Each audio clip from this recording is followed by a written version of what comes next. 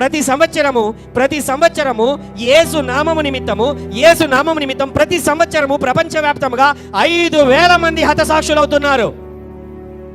5,000 మంది. అది ఇంకా జస్ట్ లెక్కలలో ఉన్నటువంటి మంది మాత్రమే.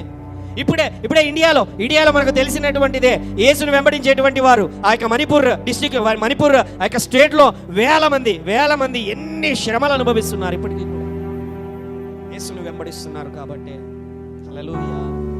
Why? It is coming for your faith. Devil is after your faith. సాతాను ఎలాగైనా సరే నీ యొక్క విశ్వాసమును గాయపరచాలని వాని తంత్రములంతటిని, వాని విరోధులంతటిని, కొంతమందిని భయపడించడము, కొంతమందికి గుర్తులు చూపించడం, సూచనలు చూపించడం, మనుషులను లేకపోతే మాటలు అనిపించడము, లేకపోతే రిజర్వేషన్లు తీసేస్తామని చెప్పడము. హల్లెలూయా. బాధాకరమైన విషయం ఏంటో తెలుసా అండి? కొంతమంది రిజర్వేషన్ల కొరకు దేవునిని విడిచిపెట్టిన వాళ్ళు ఉన్నారు. కొంతమంది వాళ్ళ యొక్క డబ్బు పోతుందనో, ఆస్తులు పోతాయనో, ఉద్యోగాలు పోతాయనో యేసుని విడిచిపెట్టినటువంటి వారు ఉన్నారు.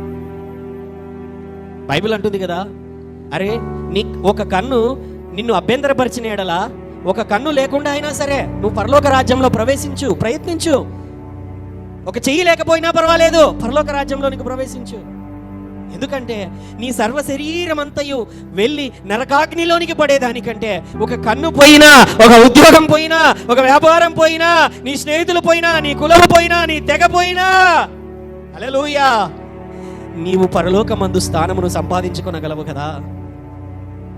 హల్లెలూయా. అర్థమవుతున్నదా నుంచి మాటలు?